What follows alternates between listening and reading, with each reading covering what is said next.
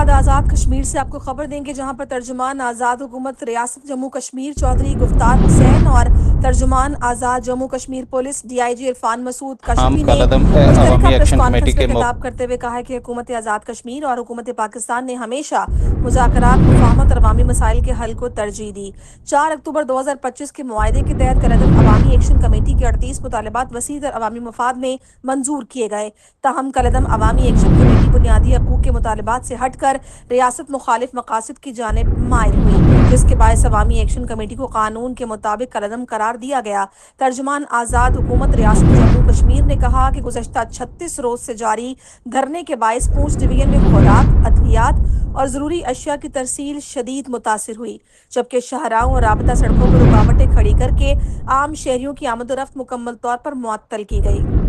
جس کے نتیجے میں کئی علاقوں میں غذائی قلت اور اشیاء ضروریہ کی کمی کی صورتحال پیدا ہو گئی۔ ترجمان آزاد جموں کشمیر پولیس نے کہا کہ حکومت کی آئینی اور اخلاقی ذمہ داری ہے کہ عوام کے لیے بند راستے بحال کیے جائیں، تاہم بند شاہراہیں کھلوانے کی ہر کوشش کے دوران کالعدم کمیٹی کی جانب سے مزاحمت اور فائرنگ کا سامنا کرنا پڑا۔ شجاع آباد میں راستہ بحال کرنے والی ٹیم پر ملحقہ علاقوں اور جنگلات سے شدید فائرنگ کی گئی، جس سے قانون نافذ کرنے والے اداروں کے اہلکار زخمی ہوئے،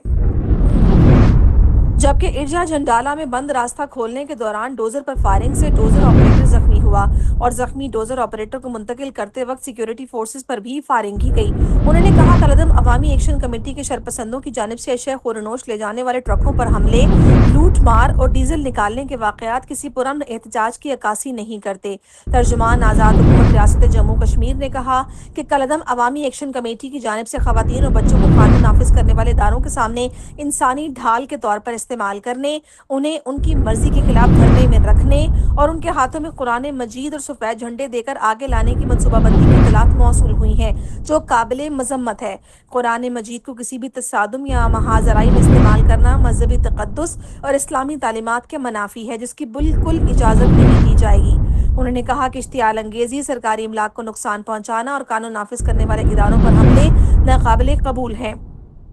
انہوں نے کہا کالعدم ایکشن کمیٹی نے 13 جولائی کے احتجاج میں طلبہ اور طالبات کو اسکول اور کالج کے یونیفارم میں شرکت کی اپیل کی ہے، جبکہ 15 جولائی کے لانگ مارچ میں طلبہ کو یونیفارم میں مظفر آباد کی جانب پیش قدمی کرتے ہوئے فرنٹ لائن پر کھڑا کرنے کی منصوبہ بندی کی گئی ہے۔ انہوں نے کہا کسی بھی ناخوشگوار واقعے کی صورت میں تمام تر ذمہ داری کالعدم عوامی ایکشن کمیٹی پر عائد ہوگی۔ انہوں نے کہا قانون کی عملداری یقینی بنانا اور معصوم شہریوں کو ریلیف فراہم کرنا حکومت کی آئینی ذمہ داری ہے۔ آزاد جموں کشمیر قانون ساز اسمبلی کے عام انتخابات مقررہ انتخابی شیڈول کے مطابق ہی منعقد ہوں گے اور انتخابات کے شیڈول میں کسی قسم کی تبدیلی یا تاخیر کا کوئی امکان نہیں۔ آزاد، منصفانہ، شفاف اور پرامن انتخابات کے لیے تمام انتظامی اور سیکیورٹی تیاریاں مکمل ہیں۔ ترجمان آزاد حکومت ریاست جموں کشمیر اور ترجمان آزاد جموں کشمیر پولیس نے عوام سے اپیل کی ہے کہ وہ جمہوری عمل پر اعتماد کا اظہار کرتے ہوئے ذمہ داری کے ساتھ